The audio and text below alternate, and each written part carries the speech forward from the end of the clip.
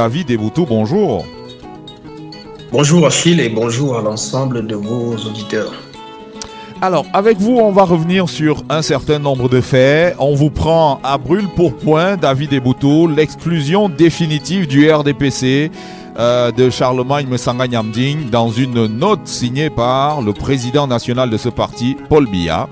Qu'est-ce que vous avez ressenti en lisant cette note, David Eboutou? D'abord, ce n'est pas une surprise pour ceux qui me suivent un peu dans mes sorties épistolaires dans mes billets quotidiens que je produis sur les réseaux sociaux. Je l'avais prédit dès la convocation du professeur Messanga au conseil de discipline ad hoc, à la commission de discipline ad hoc.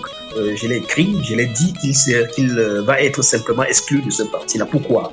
Simplement parce que le professeur Messanga semble être le seul qui décrit le fonctionnement interne de son parti politique et le seul qui semble ne pas être informé de l'éthos de son parti politique. L'éthos, c'est l'ensemble d'habitudes et de coutumes et même de postures qui peuvent habiter une communauté, un groupe idéologique ou une formation. Et pour le cas échéant, tout le monde sait que le RDPC est habitué à un certain type de fonctionnement. Lequel type de fonctionnement est un fonctionnement qui ne respecte pas toujours un certain type de normes.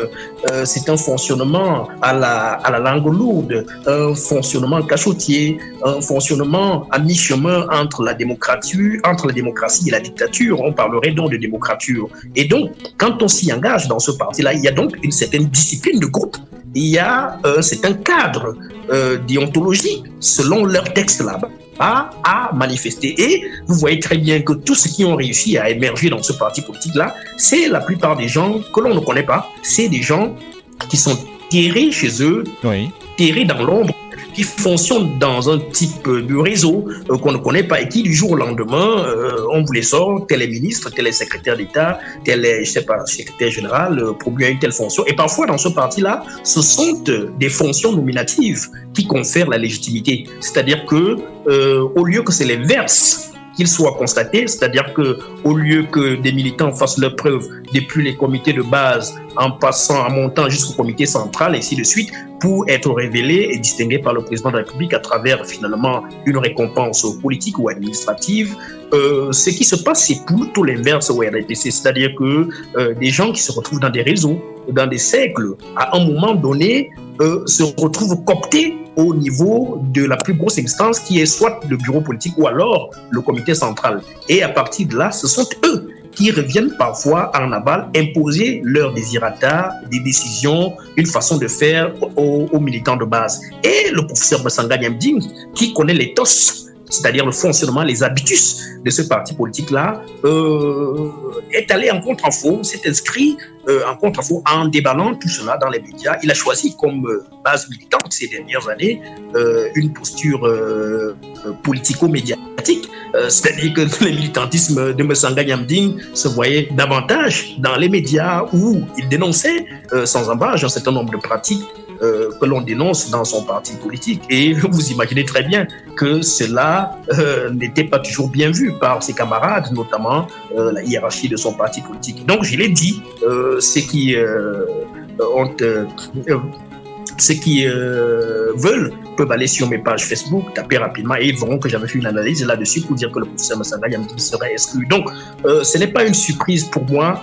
Et je pourrais aller plus loin pour dire qu'on pourrait même voir le côté vicieux de ses propres camarades du RDPC qui ont fait signer cette décision-là par le président de la République, c'est-à-dire le président national du RDPC.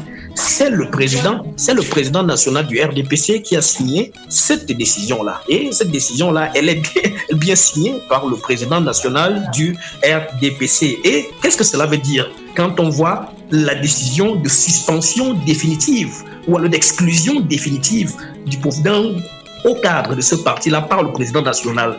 Cela veut pouvoir ramener à deux analyses. La première étant qu'effectivement, on peut se dire que le président en avait aussi marre de ces sorties qui mettaient à mal son instrument politique.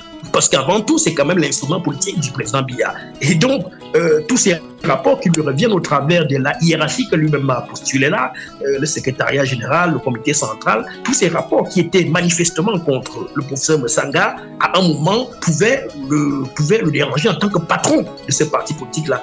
La deuxième lecture à faire rapidement, c'est celle de se dire que peut-être que les camarades du professeur Msanga Nyamdi, des anciens camarades, auraient dans une certaine posture amené le président à démissionner Msanga Nyamdi.